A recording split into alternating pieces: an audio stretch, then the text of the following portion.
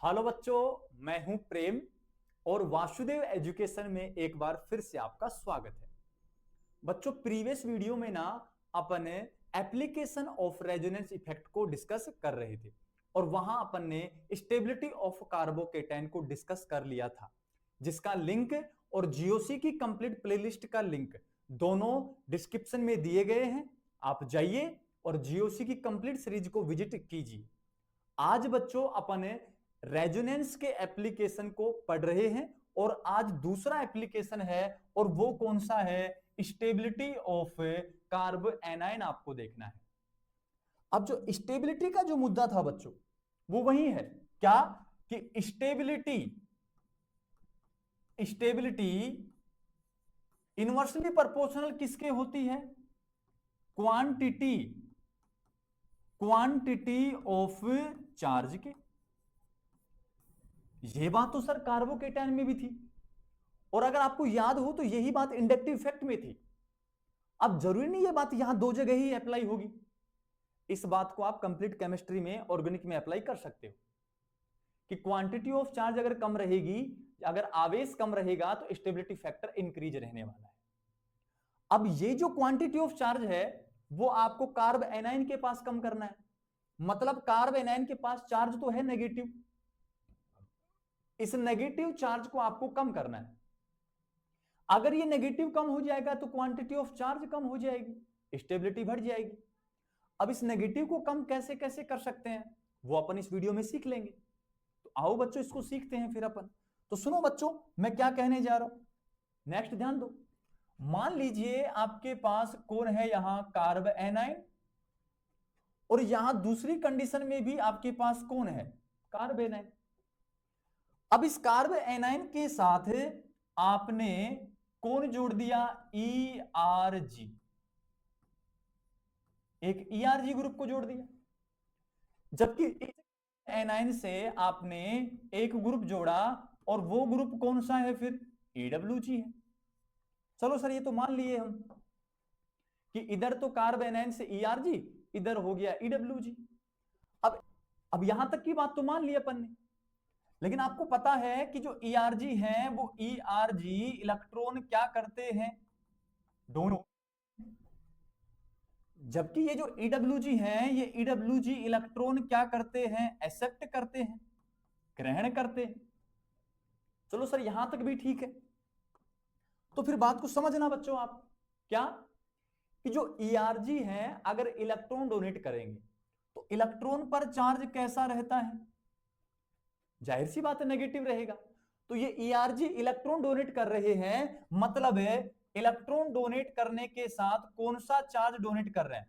Negative charge donate कर रहे हैं। ये लीजिए। तो एक बात समझो आप, पहले से बेचारे के पास नेगेटिव है, ये ERG negative charge electron donate कर रहे हैं, तो यहां ओवरऑल नेगेटिव चार्ज क्या होगा? बढ़ेगा। नेगेटिव बढ़ने का मतलब क्वांटिटी ऑफ चार्ज बढ़ जाएगा। तो इस कंडीशन में मैं एक बात कहूंगा कि क्वांटिटी ऑफ चार्ज क्या होने वाला है? इंक्रीज। तो जब क्वांटिटी ऑफ चार्ज है तो स्टेबिलिटी क्या होगी फिर? डिक्रीज।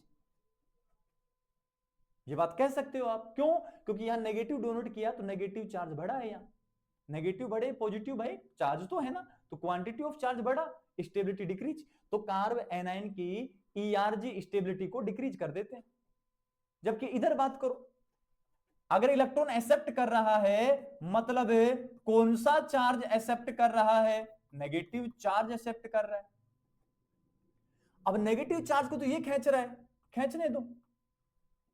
जब नेगेटिव चार्ज को ये खींच रहा है तो नेगेटिव चार्ज में कमी, नेगेटिव में कमी है तो लिख दूंगा नेगेटिव चार्ज तो क्या हो रहा है? डिक्रीज। जब नेगेटिव डिक्रीज हो रहा है तो क्वांटिटी ऑफ चार्ज ये भी क्या हो रहा है? डिक्रीज। और जब क्वांटिटी ऑफ चार्ज डिक्रीज हो रहा है, कौन सा फैक्टर आप देख रहे हो बच्चों? स्टेबिलिटी। तो स्टेबिलिटी फैक्टर क्या होगा फिर? इंक्रीज होगा। तो यहां से आपको क्या पता लगा कि ERG स्टेबिलिटी को डिक्रीज करते हैं और EWG स्टेबिलिटी को बढ़ाते हैं। क्लियर यहां तक की बात? तो एक कॉन्सेप्ट तैयार होगा यहां से। क्या कॉन्सेप्ट तैयार होगा कि स्टेबिलिटी ऑफ कार्बन आयन। ये stability of carbon ion directly proportional है। बड़ा कौन रहा है? EWG।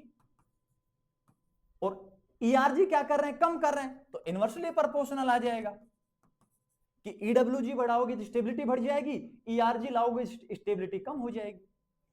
अब अपन को पता है EWG प्लस आर था कि माइनस आर था? माइनस आर, तो माइनस आर आएगा तो स्टेबिलिटी बढ़ेगी, तो यहां प्लस आर आएगा तो स्टेबिलिटी क्या होगी? फिर घटेगी। ये आपके पास एक नया कॉन्सेप्ट तैयार हो गया, ये लीजिए।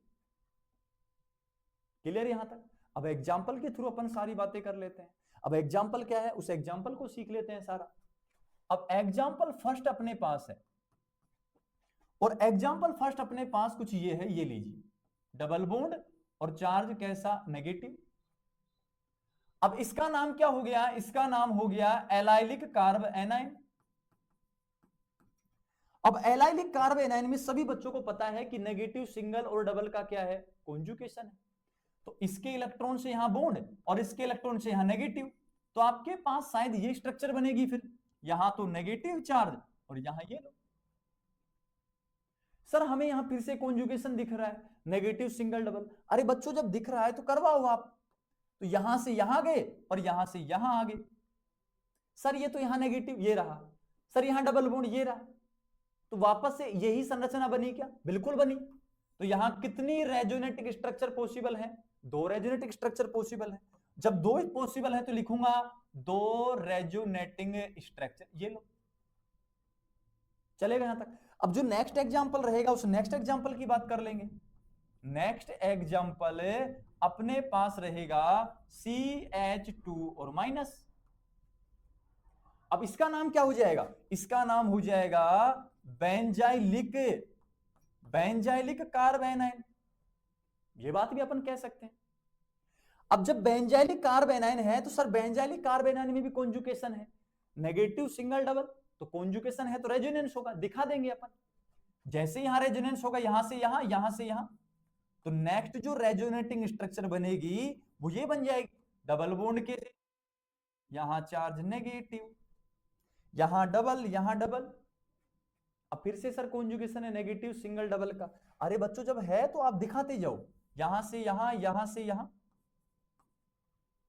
जब आगे रेजोनेटिंग स्ट्रक्चर बनेगी तो वो ये बन जाएगी। इस डबल बॉन्ड नेगेटिव इलेक्ट्रॉन से डबल बॉन्ड, ये लो डबल बॉन्ड के से नेगेटिव, यहां पहले से डबल बॉन्ड था, ये डबल बॉन्ड CH2। सर फिर से कॉन्जुगेशन है तो दिखाओ यहां से यहां और यहां से यहां, तो आगे आ जाइए। आज आगे जो रेजोनेटिंग स्ट्रक्चर बनेगी नेगेटिव डबल डबल और डबल बॉन्ड CH2। सर फिर से कॉन्जुगेशन है तो फिर से है तो दिखा दो, यहां से यहां और यहां से यहां। जैसे ये स्थिति है तो मुझे बताएंगे यहां सिंगल बॉन्ड CH2 नेगेटिव और यहां डबल डबल डबल। ये बेंजाइलिक कार्ब एनाइन की संरचना बन गई। लेकिन अब अगर मैं बच्चों आपसे पूछूं तो कितने रेजोनेटिक स्ट्रक्चर हैं? सर 5 हैं, 5 रेजोनेटिक स्ट्रक्चर हैं। अब एलाइलिक की तो 2 बन रही हैं और यहां इसकी कितनी बन रही है? 5 बन रही हैं। जाहिर सी बात है। दूसरी बात यही सीख लो आप, यहां जो चेंज हुआ है वो पाई इलेक्ट्रॉन डिलोकेलाइज हुए हैं, एटम्स अपनी जगह सेम है। और अगर आपकी पहली संरचना और आखिरी संरचना सेम आ जाए ना बच्चों, तो आप समझ जाना आपकी रेजोनेटिक स्ट्रक्चर सही है। अगर पहली और 5वीं सेम ना आए तो गलत है, वो रॉन्ग हो जाएगी फिर आपकी।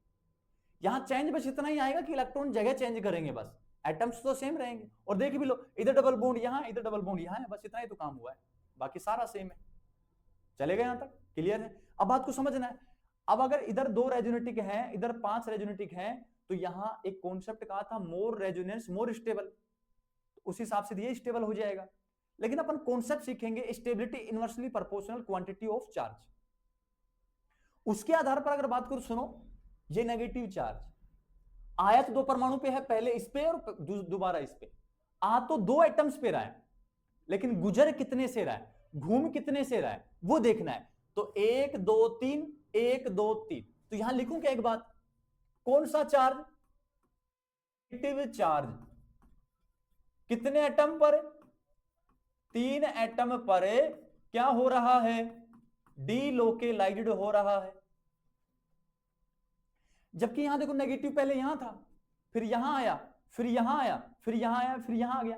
मतलब सब जगह घूम के आ रहा है, सब जगह गुजर के आ रहा है, गुजर के आ रहा है। तो 1 2 3 4 5 6 और 7, कितने एटम पर डीलोकेलाइज हो रहा है? 7 के ऊपर। तो यहां लिखूंगा एक बात, क्या?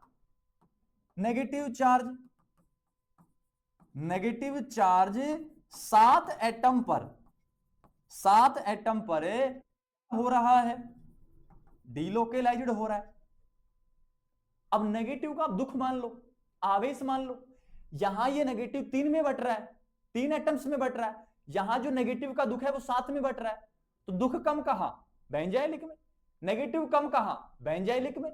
तो नेगेटिव कम है तो क्वांटिटी ऑफ चार्ज भी कम कहां? बेंजाइलिक में। तो मोर स्टेबल कौन? बेंजाइलिक। आया कि नहीं आया? मतलब दोनों में से नेगेटिव चार्ज अगर ओवरऑल देखा जाए तो यहां 7 एटम में बट रहा है और यहां 3 एटम में बट रहा है। तो 7 में बटेगा तो नेगेटिव चार्ज कम होगा, नेगेटिव कम होगा तो क्वांटिटी ऑफ चार्ज भी कम, स्टेबिलिटी बढ़ जाएगी। जबकि यहां 3 में बट रहा है, नेगेटिव चार्ज बेंजाइलिक कंपैरिजन में थोड़ा ज्यादा, क्वांटिटी ऑफ चार्ज ज्यादा, स्टेबिलिटी कम हो जाएगी। जो रिलेशन निकल के आया वो रिलेशन क्या निकला? दो कंडीशन होगी। पहला कॉन्सेप्ट काम किया, more resonance equals to more stable. क्योंकि मैंने कह रखा है आपको कि रेजोनेंस बढ़ने से पोटेंशियल एनर्जी कम होती है, स्टेबिलिटी फैक्टर इंक्रीज होता है। तो मोर रेजोनेंस किस में है? बेंजाइलिक में। तो इस आधार पर benzylic carb anion more stable, इससे एलाइलिक कार्ब एनायन से। ये रिलेशन निकल के आ गया। अगर आप चार्ज देखो तो बेंजाइलिक में चार्ज कम है, स्टेबल ज्यादा, चार्ज ज्यादा तो स्टेबल कम। तो ओवरऑल बात यहीं से ये स्पष्ट हो रही है कि बेंजाइलिक कार्ब एनायन और एलाइलिक कार्ब एनायन में मोर स्टेबल कार्ब एनायन कौन होता है? बेंजाइलिक, और लेस कौन होता है? एलाइलिक। क्लियर है बच्चों? अब ये तो पता लगा कि बेंजाइलिक और एलाइलिक में मोर स्टेबल बेंजाइलिक है। दो तरीकों से आप काम कर सकते हो, या तो मोर रेजोनेंस मोर स्टेबल कहो, या बेंजाइलिक में जो नेगेटिव है वो 7 में बट रहा है जबकि एलाइलिक में 3 में बट रहा है। दोनों ही कॉन्सेप्ट से आपका आंसर कौन सा आएगा? बेंजाइलिक आएगा। अब नेक्स्ट एग्जांपल की ओर चलते हैं अपन। जब नेक्स्ट एग्जांपल की ओर चलेंगे ना, तो एग्जांपल नंबर सेकंड। अब एग्जांपल नंबर सेकंड में मैं आपसे पूछूं कि इन दोनों में से कौन स्टेबल है? CH2 और charge minus, benzylic carb anion है। दूसरा जो मैंने बनाया है वो दूसरा भी मैंने सेम बनाया है, CH2 माइनस। सर ये भी तो बेंजाइलिक ही है। थोड़ा नीचे लिखता हूं, शो नहीं हो रहा है आपको, थोड़ा सा नीचे लिखता हूं, ये लीजिए, ये भी बेंजाइलिक है। अब मैं पूछूं दोनों में से मोर स्टेबल कौन सा? सर दोनों बराबर हैं। ये तो मैं भी मानता हूं दोनों बराबर है, लेकिन मैं क्या कर रहा हूं उस बात को समझना है आगे। मैंने यहां आपके लिए जोड़ा है NO2 और मैंने यहां जोड़ा है आपके लिए OH, जोड़ दिया मैंने ऐसे। OH पे सबको पता है लोन पेयर है, चलेगा यहां तक। NO2 को आप भली भांति जानते ही है। क्या नेगेटिव सिंगल डबल और नेगेटिव सिंगल डबल का कॉन्जुगेशन है क्या? बिल्कुल है। तो रेजोनेंस शो कीजिए, यहां से यहां गया और यहां से यहां आया, यहां से यहां गया और यहां से यहां आ गया। अब जैसे ये कंडीशन बनी तो जो रेजोनेटिंग स्ट्रक्चर बन के आएंगी मैं उनको बना रहा हूं। तो ये लो, ये रेजोनेटिंग स्ट्रक्चर बनेगी। यहां डबल बॉन्ड के साथ CH2 और यहां N double bond O coordination bond O, लिख दिया मैंने ऐसे ही। और यहां चार्ज कैसा है? नेगेटिव, डबल और डबल। इधर जब बनेगी तो इधर कुछ ये बन जाएगी, बन जाने तो जो भी बने उसको, आपका क्या है उसमें? CH2 और यहां OH लोन पेयर है और नेगेटिव है। ये दोनों रेजोनेटिंग स्ट्रक्चर यहां से बन गई। अब जब यहां से रेजोनेटिंग स्ट्रक्चर बनी तो इसमें सोचो पहले, इस भाई साहब का कौन सा प्रभाव काम करता है? -R, और -R वाले क्या थे? EWG। इस भाई साहब कौन सा काम करता है, प्लस आर, और प्लस आर वाले क्या थे, ERG। ये इलेक्ट्रॉन एक्सेप्ट करते हैं, ये इलेक्ट्रॉन डोनेट करते हैं। और पीछे लिखा भी अपन ने कि कार्ब एनायन की स्टेबिलिटी को EWG बढ़ाते हैं, माइनस आर वाले बढ़ाते हैं, जबकि ERG और प्लस आर तो स्टेबिलिटी को कम करते हैं। अब ये क्यों तो मैंने लिखवाया पीछे आपको, लेकिन वो बात यहां डेराइव करेंगे अपन। कैसे डेराइव करेंगे, सुनो। चार्ज कैसा है, नेगेटिव, इसका कौन सा है, माइनस, तो माइनस है तो एन डबल बॉन्ड हो, EN किसकी ज्यादा, चार्ज कैसा, नेगेटिव, पॉजिटिव, तो यहां से उठ के यहां आ जाएगा। ये इस कार्बन के पास है, इसके पास, इससे उठ के यहां आ जाएगा, तो एक रेजोनेटिक स्ट्रक्चर बनेगी। और वो रेजोनेटिक स्ट्रक्चर कुछ ये बनेगी प्यारे बच्चों, डबल बॉन्ड के साथ CH2, और यहां डबल डबल, यहां बॉन्ड डबल, और फिर N single bond O minus, और भाई साहब का कोऑर्डिनेशन बॉन्ड चलता रहेगा। ऐसे बनाओ इसको, अच्छे से देख लो इसको, कोऑर्डिनेशन बॉन्ड O। अब मुझे इतना बता देंगे, क्या इस नेगेटिव को इस NO2 ने अपनी ओर खींच लिया क्या, बिल्कुल खींच लिया। कैसे खींचा, क्योंकि इसको पता था कि अपना प्रभाव माइनस आर है, माइनस आर है तो N और ऑक्सीजन में EN किसकी ज्यादा, ऑक्सीजन इधर खींच लिया। चार्ज कैसा है नाइट्रोजन पे, पॉजिटिव, पॉजिटिव आती, positive single negative, positive single lone pair मानो ना, क्या कंजुगेशन हो गया रे, संयुग्मन होता है क्या, सब्स्टिट्यूटेड का स्थिति बन गई। जैसे ये स्थिति बनी तो फिर यहां कंजुगेशन से यहां से यहां इलेक्ट्रॉन आ गए। तो यहां मुझे बताओ आप, क्या जैसे इलेक्ट्रॉन NO2 में खींचे तो रिंग में कोई चार्ज है क्या, नहीं है। तो इस स्थिति में बताएंगे quantity of charge, quantity of charge अरे डिक्रीज हो रही है, क्योंकि रिंग के नेगेटिव को भाई साहब NO2 खींच के ले जा रहे हैं, इसका दुख भाई साहब समेट रहे हैं, तो इसके सुख बढ़ेंगे। फिर जैसे क्वांटिटी ऑफ चार्ज डिक्रीज होगी तो स्टेबिलिटी क्या हो रही है रे, तो पता लगा माइनस आर वाले स्टेबिलिटी को बढ़ाते हैं, क्योंकि ये EWG होते हैं, इलेक्ट्रॉन खींच लेते हैं, नेगेटिव को खींच लेते हैं, रिंग में सुख ही सुख आ जाता है, रिंग में कोई नेगेटिव नहीं रहता है। जबकि इधर बात करूं तो सुनो, एक तो करेला ऊपर से नीम चढ़ा, वो मशवरा लग जाएगा यहां। एक तो भाई साहब के पास पहले से नेगेटिव था, ऊपर से ये कह रहे हैं हम भी दान करेंगे, ये लो दान कर दिए, ओवरऑल इस नेगेटिव को बढ़ा रहे हैं घटा रहे हैं, ये दान कर रहे हैं, ये लीजिए दान कर रहे हैं, लो भाई और भर भर के लो। तो एक बार तो नेगेटिव था, ऊपर से इलेक्ट्रॉन दान करके नेगेटिव को बढ़ा रहे हैं, और नेगेटिव को बढ़ा रहे हैं मतलब है quantity of charge, quantity of charge को क्या कर रहे हैं, बढ़ा रहे हैं। क्वांटिटी ऑफ चार्ज को बढ़ाएंगे तो स्टेबिलिटी डिक्रीज होगी, फिर सीधी बात है। तो यहां ये इलेक्ट्रॉन दान करके नेगेटिव को बढ़ाते हैं, नेगेटिव बढ़ा तो क्वांटिटी ऑफ चार्ज बढ़ा, स्टेबिलिटी कम हो गया। इधर आओगे तो ये भाई साहब नेगेटिव को ग्रहण करके क्वांटिटी ऑफ चार्ज को कम कर रहे हैं, स्टेबिलिटी बढ़ रही है। तो यहां से फिर से कॉन्सेप्ट में बोलूं कि स्टेबिलिटी ऑफ कार्ब एनायन बढ़ाते कौन है, माइनस आर EWG, घटाते कौन है, प्लस आर ERG। तो ये तो डायरेक्टली प्रोपोर्शनल और ये इनवर्सली प्रोपोर्शनल, इसकी बात मैं पहले कर चुका हूं, ये देख लो चाहे आप, अलग से कॉन्सेप्ट बना रखा है। Stability of carbanion EWG minus R के directly proportional, ERG plus R के इनवर्सली प्रोपोर्शनल, कह सकते हो ये बात। नेक्स्ट एग्जांपल देख लो। अब जब नेक्स्ट एग्जांपल की मैं बात करूंगा तो मैं आगे चलूं, तो सुनो इसको देख लेते हैं पहले। इन दोनों में मोर स्टेबल कौन सा होगा, ये वाला होगा, अरे होगा कि नहीं होगा, क्योंकि स्टेबिलिटी ज्यादा है, इसकी स्टेबिलिटी कम है। नेक्स्ट एग्जांपल की ओर बढ़े तो एग्जांपल नंबर 3, और एग्जांपल नंबर 3 में क्या होगा, फिर से कहा है कि आपके पास कार्ब एनायन है, फिर से कहा है कि आपके पास कार्ब एनायन है CH2 माइनस, लेकिन इस बार मैंने इधर जोड़ा है CN और इधर जोड़ा है CH3, ये लीजिए। अब इसका प्रभाव आपको पता है, सबको पता है, इसका माइनस का R लगता है, इसका प्लस का R लगता है, ये लो। अब जब प्लस आर माइनस आर आपको पता लग गया तो माइनस आर वाली स्टेबिलिटी बढ़ाते हैं और ये प्लस वाले कम करते हैं, तो इसकी स्टेबिलिटी ज्यादा आ गई। लेकिन अब क्वेश्चन ऐसा आ जाए, क्वेश्चन ऐसा आ जाए एग्जांपल नंबर 4 कि मान लिया कि आपके पास कार्ब एनायन है, ये लो, मान लिया दूसरा भी कार्ब एनायन है, ये लो, और मान लिया तीसरा भी कार्ब एनायन है, ये लीजिए। और बस ऐसे ही क्वेश्चन आते हैं आपके पास, ये ए है, ये बी है और ये सी है। अब यहां ग्रुप कौन से जोड़े उनको ध्यान से देखना है। यहां NO2 है, यहां O और यहां OCH3 है। सबको पता है कि यहां लोन पेयर है, और लोन पेयर वाले जब भी अनुनाद दर्शाते हैं तो लोन पेयर वाले कौन सा प्रभाव दर्शाएंगे? प्लस का R, ये लीजिए, और इसका भी प्लस का R, लेकिन भाई साहब का माइनस R। तो एक बात तो कंफर्म है, सबसे पहले उनको पहचाना जिनके पास माइनस R है। माइनस R वाले स्टेबिलिटी को बढ़ा देते हैं।